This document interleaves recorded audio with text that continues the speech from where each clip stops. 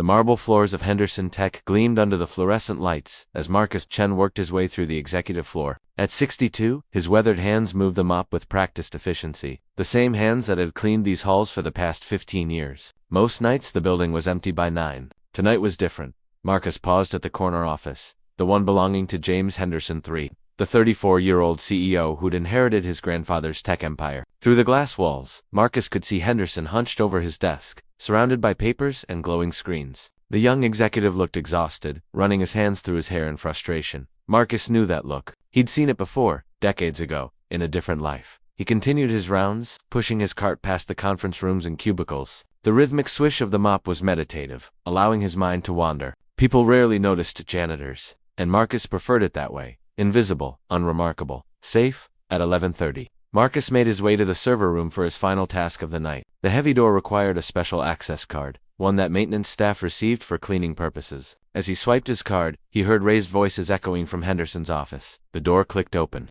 and Marcus wheeled his cart inside. The server room was cooler than the rest of the building.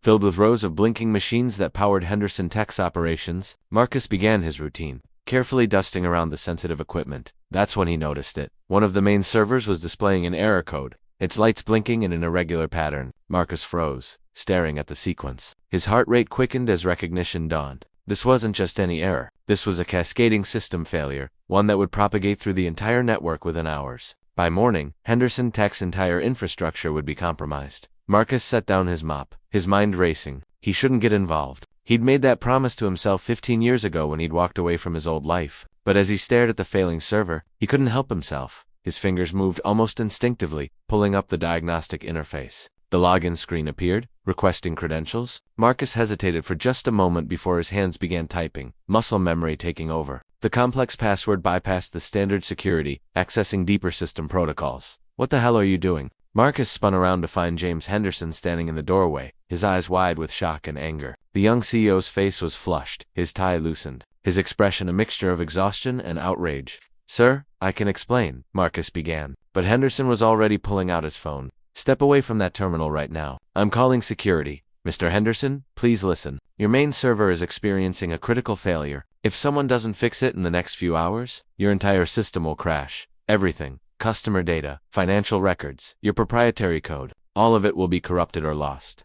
Henderson lowered his phone slightly, suspicion replacing some of the anger. "And how would a janitor know that?" Marcus took a deep breath. This was the moment he'd been avoiding for 15 years. "Because I used to be a systems architect. Before I started cleaning your floors, I was one of the best." The words hung in the air between them. Henderson's eyes narrowed, studying Marcus with new intensity. "That's impossible. Our HR does thorough background checks. They checked Marcus Chen, janitor, with a GED and no prior work history. They didn't check for Marcus Chen, PhD in computer science from MIT, former chief technology officer of Vertex Systems." Henderson's expression shifted from disbelief to recognition. Vertex Systems. That was the company that went under in 2008. There was a scandal, embezzlement charges. The CTO disappeared before he could be prosecuted. "I didn't disappear," Marcus said quietly. "I walked away because fighting would have destroyed everything I had left. The charges were false, manufactured by my business partner who actually stole the money. But he had better lawyers, better connections, and I had a sick wife who needed expensive medical treatment.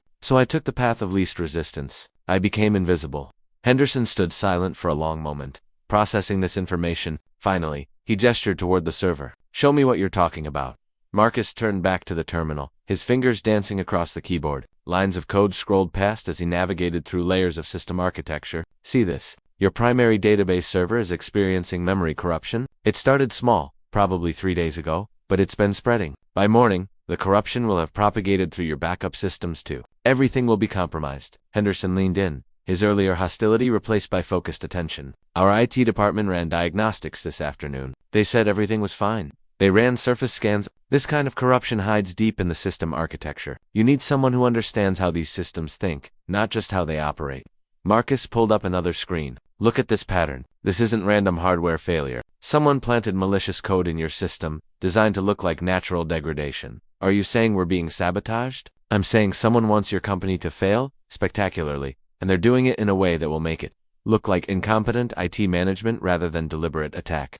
Henderson's face went pale. "We're 3 days away from our IPO. If our systems crash, if we lose customer data, the stock offering will collapse. We'll be finished." Marcus nodded grimly. That's probably the point. Someone stands to gain a lot if your IPO fails. Maybe a competitor. Maybe someone who's short-selling your stock. But whoever it is, they know exactly what they're doing. Can you fix it? The question was direct, urgent, and carried the weight of everything Henderson had worked for. Marcus looked at the younger man, seeing the desperation in his eyes. He thought about his promise to stay invisible, to never touch a computer system again. But he also thought about the hundreds of employees whose jobs depended on this company's success.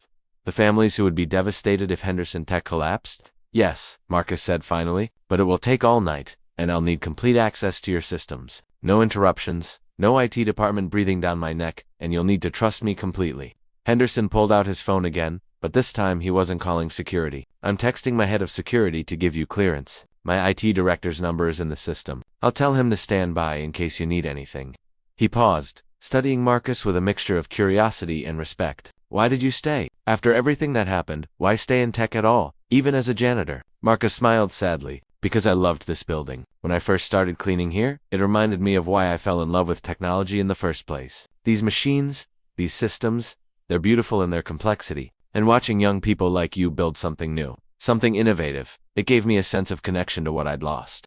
Your wife, Henderson said softly. You mentioned she was sick, cancer. She died 6 years ago. The medical bills bankrupted us. But at least she had the treatment she needed. That's what mattered. Marcus turned back to the terminal. Now, if we're going to save your company, I need to get to work.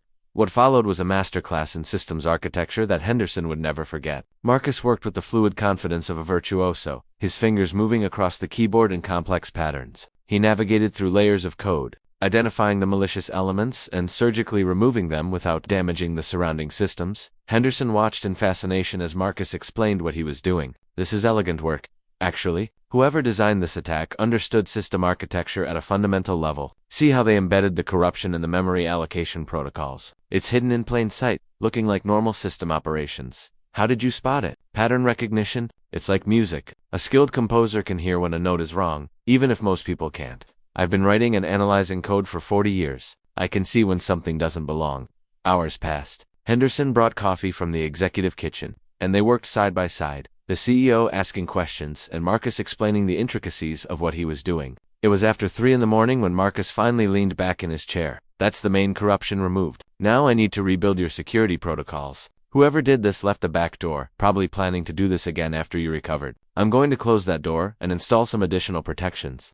Henderson rubbed his tired eyes. Marcus, who are you really? I mean, I looked you up while you were working. Dr. Marcus Chen was considered one of the top systems architects in the country. You had patents, awards, recognition from every major tech institution. How does someone like that end up pushing a mop? Marcus was quiet for a moment, his hands still moving across the keyboard. Because I made a choice. When the accusations came, I had 2 options. Fight and possibly win, but spend years in legal battles while my wife suffered. Or disappear, take whatever job I could find, and focus on taking care of her. I chose her. I've never regretted that choice. But after she died, why didn't you try to clear your name? Come back to tech.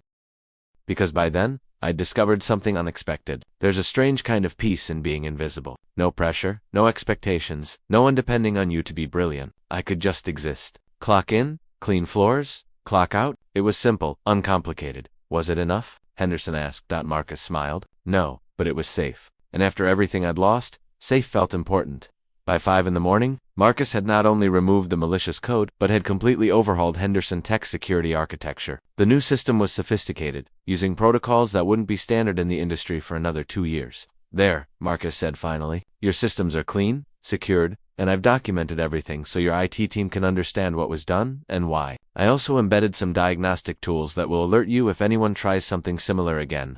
Henderson stared at the screen, then at Marcus. This is incredible. You didn't just fix the problem. You've made our systems more secure than any other company our size. This is worth millions. Marcus began putting away his cleaning supplies, preparing to return to his janitorial duties. It's worth your company surviving. That's enough. No, Henderson said firmly. It's not enough. Marcus, I want to offer you a position, Chief Technology Officer of Henderson Tech. Full benefits, stock options, a salary commensurate with your skills and experience. Help us build something remarkable. Marcus paused, his hand on the mop handle. Mr. Henderson, James, please. James, I appreciate the offer, but I'm not that person anymore. I'm a janitor. I clean floors. I empty trash cans. That's who I am now, is it? Henderson challenged, because the person I watched tonight wasn't a janitor. He was a brilliant systems architect who cares deeply about technology and the people whose livelihoods depend on it. That person saved my company. That person deserves recognition.